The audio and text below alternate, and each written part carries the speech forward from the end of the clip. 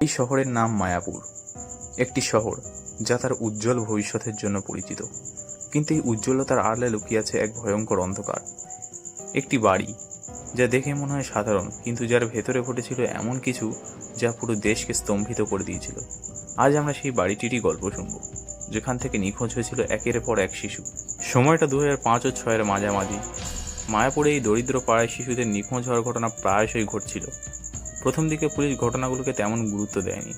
তারা মনে করেছিল শিশুরা হয়তো নিজের ইচ্ছায় পালিয়ে গেছে বা কাজের খোঁজে অন্য কোনো শহরে চলে গেছে। কিন্তু যখন নিখোঁজ শিশুদের সংখ্যা বাড়তে থাকে, তখন তাদের পরিবারগুলোর মধ্যে এক আতঙ্ক ছড়িয়ে পড়ে।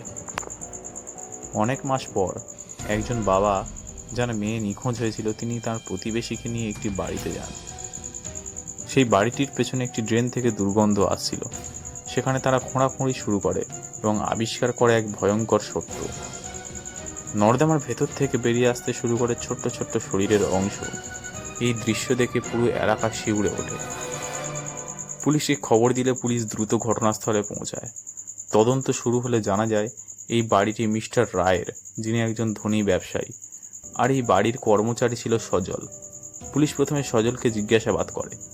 সজলের স্বীকারোক্তি ছিল আরও ভয়ঙ্কর। সে জানায় সে এক এক করে অনেক শিশুকেই প্রলোভন দেখিয়ে বাড়িতে নিয়ে আসতো এবং তাদের ওপরে নির্যাতন করে হত্যা করত।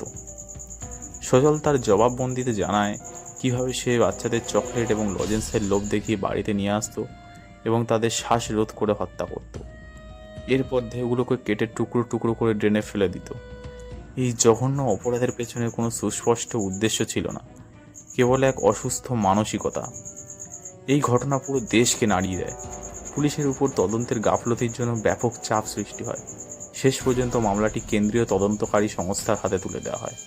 বহু বছর ধরে বিচার চলার পর আদালত এই জঘন্য অপরাধের জন্য অভিযুক্তদের দোষী সাব্যস্ত করে। কিন্তু অনেক আইনি জটিলতার পর উচ্চ আদালত তাদের বেকসুর খালাস করে দেয়, যা আজও অনেক প্রশ্নের জন্ম দেয়। নিঠারী হত্যাকাণ্ডের মতো ঘটনা আমাদের মনে করিয়ে দেয় যে সমাজের ভেতরেই অনেক অজানা বিপদ লুকিয়ে আছে। যারা এই ভয়ঙ্কর অপরাধের শিকার হয়েছিল, তাদের পরিবার হয়তো কোনোদিন সম্পূর্ণ ন্যায় বিচার পায়নি। এটি একটি গল্প যা আমাদের সতর্ক করে এবং আমাদের সমাজকে আরও সুরক্ষিত করার প্রয়োজনীয়তা মনে করিয়ে দেয়।